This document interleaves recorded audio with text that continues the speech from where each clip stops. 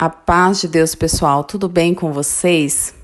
Eu espero que hoje, nesse sábado, vocês estejam bem, estejam firmes na caminhada, aguardando só a providência do Senhor. Eu estou muito bem, graças a Deus, e hoje nós vamos falar sobre fila no deserto. Será que realmente existe uma fila no deserto? É possível voltar para o fim dela, caso ela exista? Bom, vamos falar sobre esse assunto. A fila, eu creio que é mais um sentimento daquele que está no deserto. Por exemplo, eu quando estava no deserto, estava caminhando em busca da minha restauração, da restauração do meu casamento e estava lutando bravamente para sair daquele deserto, como a maioria de vocês. Então, quando eu cometia algo que eu sabia que eu tinha desagradado a Deus ou que eu tinha metido os pés pelas mãos, eu me sentia muito frustrada. Então era algo assim que eu pensava, nossa, eu já caminhei tanto, eu cometi esse erro que eu jamais deveria ter cometido, né? Eu já aprendi muitas coisas e cometi esse erro banal. Nossa, voltei para o fim da fila. Então era mais um sentimento meu. Então essa fila é um sentimento da pessoa. Né? É aquele percurso. Então, eu sempre falo que o deserto ele é uma escola. E nessa escola, nós vamos aprendendo com o mestre, com o professor. E no decorrer deste caminho de aprendizado, a gente tropeça, a gente cai, a gente desiste. É como se você estivesse numa graduação.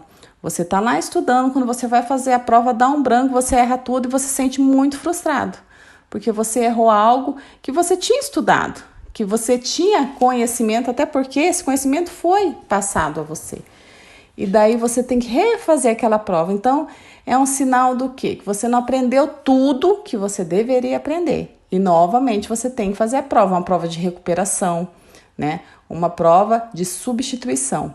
Então, no deserto é da mesma forma. Se nós estamos caminhando no deserto, quando acontece algo e a gente volta para esse fim da fila, esse fim da fila, quem coloca isso no nosso pensamento somos nós mesmos, somos nós, né? Quantas vezes, assim, por exemplo, vou citar um exemplo aqui.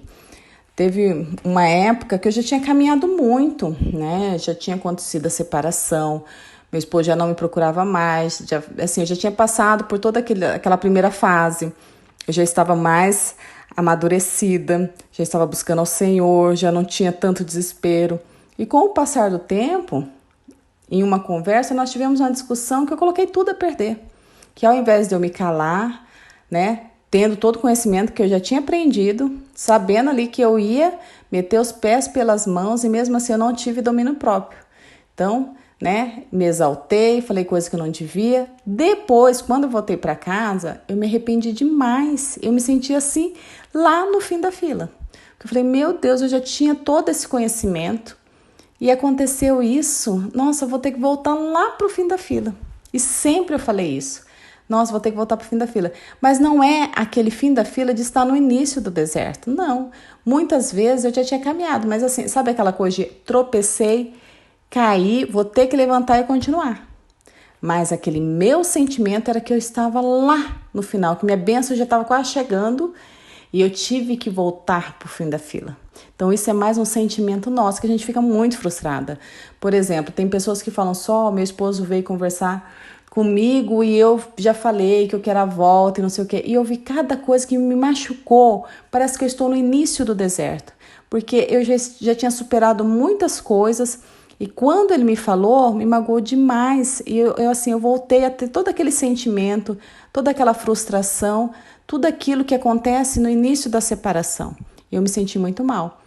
Aí ela se sentiu novamente lá no começo. Foi pro fim da fila, porque ela já tinha atravessado grande parte do deserto. E ela teve que voltar. Foi um sentimento dela. Teve até uma pessoa que falou para mim, né, que já estava quase um ano separada e o marido se aproximou, ela achou que era a restauração, conversou com ele, falou que amava, que buscava pela restauração. E ele foi super, não rude, mas ele não deu nenhuma esperança para ela. Ele falou assim, não, mas nós já temos um ano de separado, eu não vou voltar. Estou muito bem, né? Eu quero essa vida para mim, eu busquei essa vida para mim e hoje eu não quero mais o casamento. E essa pessoa caiu, né, com a cara no chão. Ela já tinha passado grande parte daquele deserto, já tinha superado muita coisa e achava até que estava forte. Mas novamente ela falou, só me senti a pior das piores. Foi uma frustração, parece que foi uma facada novamente no meu peito. Mas sabe o que é isso? É a expectativa que nós criamos. Nós criamos muitas expectativas. Então, às vezes, a pessoa se aproxima, fala qualquer coisa e você já acha que é a volta. E você se declara, né? Fala algo assim, e a pessoa vai friamente fala, não, mas o meu interesse não é esse. E daí, você olhando o homem, você cai, né? Teve uma época que, assim, meu esposo, já estávamos separados, ia fazer quase um ano, mais ou menos. Deixa eu pensar que eu me separei em setembro, foi mais ou menos em maio, junho, mais ou menos isso. E nesse período, ele me procurou, a gente começou a ficar junto, ele começou lá em casa, sabe? A minha expectativa foi lá, nossa, maravilhoso, Deus fez a obra, né? Voltou, eu fiquei super feliz. Não falei nada para ele voltar, mas assim, eu tava muito feliz, né? Gente, não demorou 15 dias. Ele foi numa viagem e novamente nós nos distanciamos. Aquilo ali para mim foi uma queda e eu falei, eu não vou mais lutar, eu não vou mais buscar, cansei disso, né? Porque eu já estou quase um ano e, né, tava tudo certo, parecia que tava tudo, né, agora vai e não foi, então eu não vou mais lutar. Eu passei um período muito ruim de novamente, o abandono, o desprezo, o repúdio. Novamente eu senti aquela facada no peito, assim como essa pessoa sentiu. Mas a minha expectativa estava totalmente no homem, que eu estava vendo o que ele ia fazer, né? Porque eu estava esperando ele só voltar para casa, porque ele já estava carinhoso, a gente estava tendo um relacionamento de dar satisfação, de sair junto, e de repente tudo isso acaba. Para mim foi uma facada no peito. E novamente eu me vi no fim da fila. No fim da fila do quê? Da restauração, da fila que eu criei na minha mente, porque o meu percurso já estava longo, já tinha caminhado, já tinha aguentado muitas coisas, já tinha superado muitas barreiras e de repente lá vai eu pro fim da fila. Eu falava, gente do céu, eu fui pro fim da fila, porque parece assim que eu ia ter que recomeçar tudo de novo. Mas gente, falando a verdade aqui, isso aí é um sentimento nosso. Porque quem está no deserto já aprendeu cada coisa, só que nós não somos perfeitos. Não tem como ser tudo no automático. Não aprendi tudo, eu vou fazer essa cartilha. Você tem uma cartilha a seguir. Só que você segue, você não segue. Por quê? Porque não tem um livro para isso. Cada pessoa vai reagir de uma forma. Entendeu? Cada pessoa é uma história, uma única história. Temos histórias parecidas? Sim. Porém, não iguais, porque somos distintos.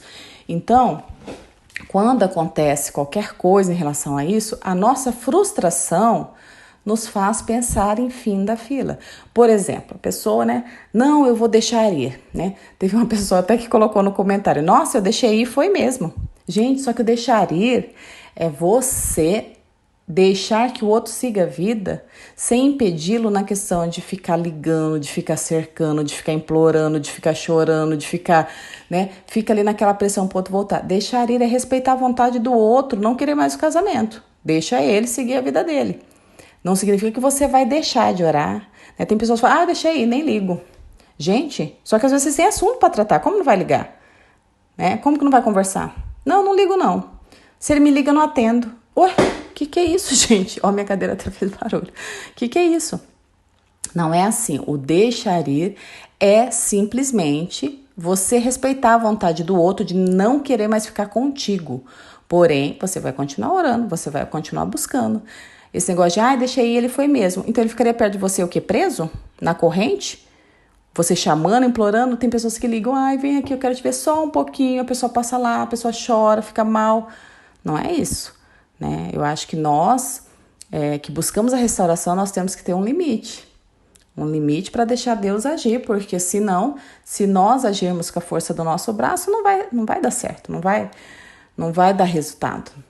Então, a fila e o final da fila, ou o início da fila, É tudo algo que está na nossa mente. É aquele nosso sentimento, aquela nossa frustração. Tem pessoas que me chamaram e falam, Sol, eu já estou saindo do deserto. Eu falo, glória a Deus. Por quê? Porque o sentimento dela já é de contentamento, já é com a graça de Deus, já é aquela certeza que o Senhor vai restaurar, né? Ela pode não estar vendo nada do marido, mas a expectativa dela não está no marido. A pessoa pode não estar vendo nada na esposa, mas a expectativa dele não é mais a esposa. A confiança dele é no Senhor. Então a pessoa já está ali restaurada, né? Então eu estou aguardando somente no Senhor. E é isso que a gente tem que buscar, essa confiança no Senhor. Porque vai ter dias que a busca vai ser mais intensa, a confiança vai estar lá em cima, a autoestima lá no teto. E tem dias que estaremos maus, né? Tem dia que a oscilação vem e a gente pensa, será que vai dar certo? Será que eu tô no caminho certo? Será que eu tô louca? Quantas vezes eu já achei que eu tava louca, né? Louca de buscar por alguém que não tava nem aí pra mim. Só que não é, se Deus não deixou que eu desistisse, é que Ele tinha algo a fazer. Porque eu falo, Deus não deixa ninguém enganado. E nem muito tempo no deserto para ficar enganado, né? Mas tem pessoas que estão não sei quantos anos, então, mas a pessoa não está enganada, porque se o Senhor está ali com ela, o Senhor está sustentando, né? O Senhor está alimentando através da sua palavra, do seu amor. Então, eu digo sempre a vocês, busquem o conforto do coração. Não pense em fim da fila, não. Eu acho que essa fila deve servir para o quê? Não vou voltar para o fim da fila. Essa fila imaginária na nossa mente. Não, eu vou fazer tudo certinho para não voltar para o fim da fila. E eu falava, depois dessas caídas, eu falava, não vou voltar para o fim da fila. Agora eu estou firme. E não voltei. Não voltei. Porque toda vez que eu caía, eu me sentia muito mal. Então eu voltava no fim da fila, essa fila da minha mente. E eu falava, nossa, eu tô no fim da fila. Não vou ser restaurada agora, porque não tem como eu ser restaurada desse jeito. Não tem nem domínio próprio, né? Vou falar algo, vou fazer alguma coisa, já xinguei tudo, já falei o que eu não devia, né? Já falei algo que eu nem devia cobrar, porque nem comigo tá. A gente tem isso, né? Vai cobrar do outro, vai falar, você tá louca, nem tô com você, né? Que você tá cobrando algo de mim. Você não lembra que nós nos separamos, já tem quase um ano? Daí você fica com aquela cara, né? De bozo, do palhaço. Os mais antigos lembrarão do palhaço bozo. Então, gente, o fim da fila é algo meramente mental. É aquele sentimento de fracasso, de frustração, de não estar fazendo certo, de voltar lá para o fim da fila para aprender novamente. Mas nós podemos sim nos levantarmos de onde caímos, né? Nós podemos sim dizer para o Senhor, nós estamos aqui, erramos, mas iremos levantar, iremos confiar no Senhor e na sua providência.